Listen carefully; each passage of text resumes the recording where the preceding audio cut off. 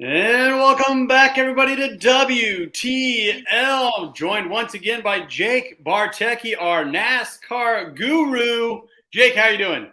Doing well, Andy. Thanks for having me on once again. Always happy to come out and talk some racing. You bet. Well, and I see you're fittingly wearing your Chicago White Sox hat. Last time we talked to you, you were at the street race in Chicago. They had some weather issues, but it still looked like a wonderful event. Yeah, it really was, and you mentioned the weather, and it's just such a shame because all those concerts, except for one of them that got maybe 30 minutes in, were canceled. You didn't get to see the city in a bright sunshine, summertime shy day. And, just to kick off that Sunday race, they had to postpone the finish of the Xfinity race from Saturday night to Sunday morning, and they didn't even get to halfway in that race. It's really uncommon for NASCAR to declare a winner before halfway. That's when it's official. But yeah, the weather was just such a bummer. You had water up to your knees in Grant Park at some spots. You had tires floating down pit road. The problem was NASCAR really couldn't push the race back to Monday without having to pay the city some extra money, and so obviously they didn't want to do that. Right. I will say though, once the green flag dropped, it was really cool. There were a lot of people there that you could tell were first time racing fans. Anytime a couple of guys would get side by side, everybody would stand up. Wrecks were fascinating to people. All the stuff that seems kind of normal to guys like us who watch racing a lot, those were brand new to a lot of the fans. And that's great. I mean, it was great to see new fans getting interested in the sport, and fittingly, a new driver won. Shane Van Gisbergen, the New Zealand supercars superhero, really comes into the street race and wins his first race. I mean, it ushered in a lot of new things for NASCAR. And I'd be really shocked to see that race not on the circuit again for next year.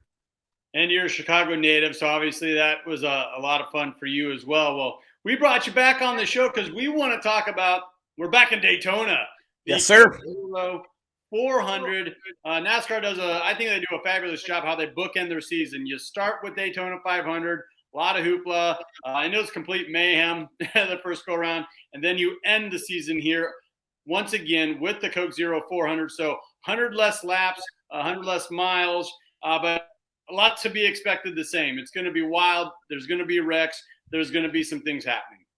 Yeah, I think one of the best things NASCAR did when they kind of reworked the schedule was to make this race the final race in the regular season. Because, and I don't really like to throw this word around in racing because I feel like every week can be this, but it's a wild card race. Realistically, it is. I mean, this is a track where you can end the race like we saw last year with 7 or 8 cars on the lead lap, and somebody way below the cut line, as long as you're in the top 30 in points, can punch their ticket to the playoffs. And to make this even better, there's one playoff spot remaining, and that's held by Bubba Wallace, who's 32 points to the good right now.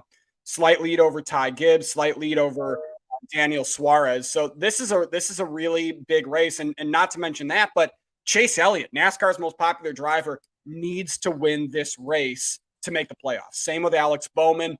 Both of them had injuries outside of racing. Chase Elliott missed 7 weeks after suffering a skiing accident.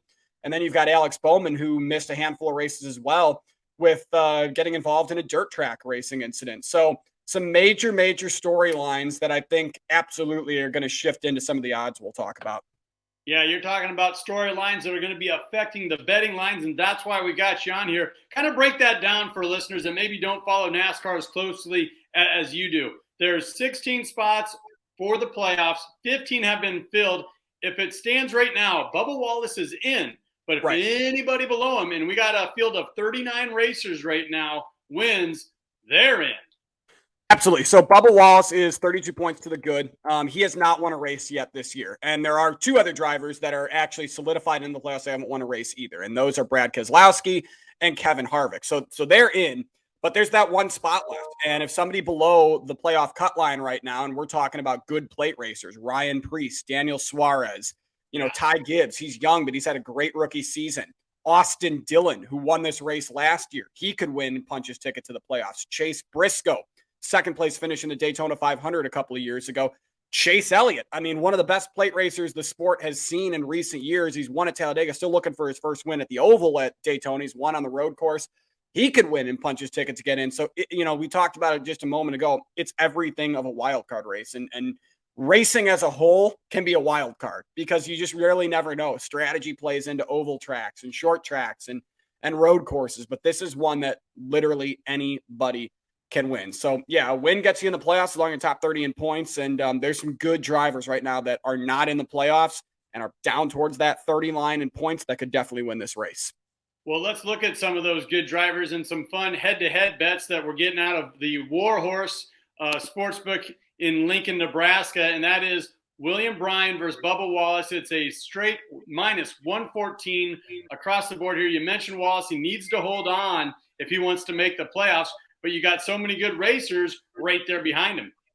Well, this is a tough one because William Byron is a Hendrick Motorsports driver. And obviously, right now, William Byron is leading the Cup Series in wins. He's got 5. He dominated last week at Watkins Glen, led 66 of 100 laps, was pretty much inside the top 3 or top 5, except for pit cycle. So he's been red hot right now. Bubba Wallace is going to have to be aggressive. I'm probably going to take Bubba in this one, to be honest with you, because I feel like William Byron's main goal right now, and maybe this is going to mean that you take William Byron, kind of depends on how you look at it, is going to be getting Alex Bowman and Chase Elliott into the playoffs. And that means he's not going to necessarily want to be the car in front of them. He's going to be the one to try and push them to the win, or because both of them need to win right now. But Bubba Wallace, maybe this is why you go with Byron. I mean, it really depends on how you look at it. I think I would probably go with Byron. I think Wallace is probably the safer play, but I would take Byron because Bubba Wallace right now really just needs to finish the race and make sure somebody else doesn't win below the cut line. My personal pick for this one, I don't see somebody below the cut line winning this race. We'll get to that later on, but I think William Byron is going to be trying to get his teammates to the front, so I think he's the safer play. Yeah, kind of interesting dynamic there where you think both guys are going to try to be driving defensively, just finish the race. Byron helping his buddies out. Wallace just looking for that finish. Let's look at another couple of guys here. Brad Keselowski is a minus 120. Denny Hamlin, a name you already mentioned, at minus 109, so you got some juice there in play. I'm going to go with Denny Hamlin in this one. I just think Hamlin is having a better year right now. He's in a similar scenario. We talked about William Byron wanting to push, his teammates in Bowman and Elliott to a win. Right now, Denny Hamlin is trying to get his teammate, Ty Gibbs, into the playoffs as well. And he's also the team owner for 2311 Racing. So he's going to be wanting to go get Bubba Wallace up to the front as well. That's going to be a main theme in this race is the alliances you're going to see of teammates wanting to help teammates. I think that's going to be huge. I think Brad Keselowski right now is a strong driver. I mean, he locked himself into the playoffs last week. He and his teammate, Chris Buescher, great year for Roush Fenway Keselowski Racing. They're both in the playoffs. I think he's going to be content to ride around and let some of the other guys battle it out. I'll go Denny Hamlin. All righty. Well, let's just keep on going right down the track here. Let's talk about those long shots. You alluded to it. You maybe don't like some of these guys out of the top 15, top 16 to take this one down, even though there's so much on the line for these guys. Yeah, no doubt about that. I mean, I think realistically, this is a race where long shots you could pick anybody to win this race necessarily. I mean, last year, Austin Dillon was the one car to make it through a wreck. And I wonder what the odds were for live betting. It was one car to make it through the wreck after having wrecked himself probably just 15, 20 laps ago. I think some long shot picks, I don't know the odds exactly. A lot of books haven't posted them for guys like this, but Ricky Stenhouse Jr. won the Daytona 500, great plate racer, nothing to lose, no teammates. He could be one to get up towards the front. You could also look at things like an Austin Dillon, who we talked about, needs to win. He's got a teammate that can help him get to the win, and Kyle Busch. He's much, much solidified into the playoffs, couple of wins already this season. There's a ton of great plate racers out there. And then right now, I mean, another guy that I'm looking at is Justin Haley, was leading the race last year in this event before he got taken out in a wreck that we talked about led to Austin Dillon winning the race because the entire field was caught up at the wreck. The other thing you can do, and this is something that's paid dividends a lot at Daytona, is you can pick guys like Cody Ware, BJ McLeod, Chase Briscoe, Eric Almirola, guys who have not really been a factor at all this season and might run towards the bottom 30 in the running order in a regular race. If a big wreck happens and those guys are at the back and they're not really anywhere near it, they can get a top 10. If you parlay that to get Cody Ware, BJ McLeod, JJ Yaley in a top 10 or a top 5, that could be a huge payout depending on what the odds are. And what about a guy like Kevin Harvick? He mentioned earlier at the season that this was going to be his final season. He's retiring. Do you work him in to a long shot scenario here?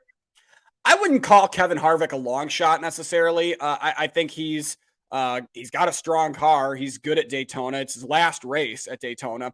So he might be going for a win as well. I don't think I see him necessarily as a long shot because I think he's just got a strong car. He's been pretty solid on the restrictor plate tracks this season.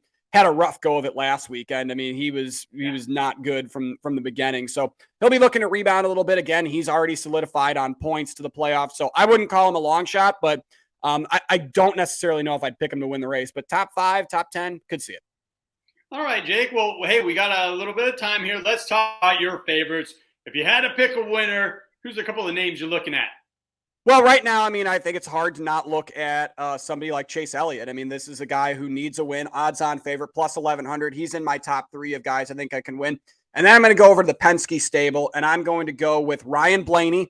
That's another one that I think has a very good shot to win this weekend. He won this race 2 years ago. Very, very strong on the plate track so far this season. Daytona 500 earlier this year, wrecked out early, but was able to rebound with a really beat-up race car to a top 10 finish. I believe he finished 8th. So with a really strong, healthy car, if he can avoid the trouble, I think he can have a shot at winning this thing because he got a top 10 with a really beat-up race car. And my pick to win this race, I'm going to go with Joey Logano. He won one plate race already this season, won Atlanta for his only win. I think he's got the Fords and the Penske Fords specifically work really well together at Daytona and Talladega. And that's Austin Cindric, who also needs to win to get into the playoffs. And he's won at Daytona before, finished in the top 10 last year there as well. So he's a strong pick. Ryan Blaney, really strong race, plate track driver. And then, like I said, my pick to win is I'm going to go Joey Logano. Love it. And you see on the ticker there for people watching on YouTube, they're bunched up at the top then with the odds. Elliott plus 1,100, right behind him Logano, kind of in a 4-way tie there at plus 1,200. So I think the odds makers are on the same page as you there, Jake.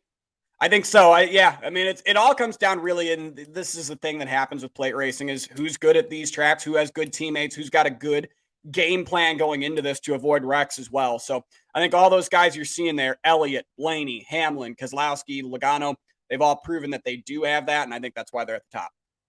Well, Jake, you heard the horn. That means we're up against it. I got to thank you once again for hopping on WTL and breaking down the Daytona 400, the Coke Zero Sugar 400 if you really want to get into it. Thank you, Jake. Thanks, guys.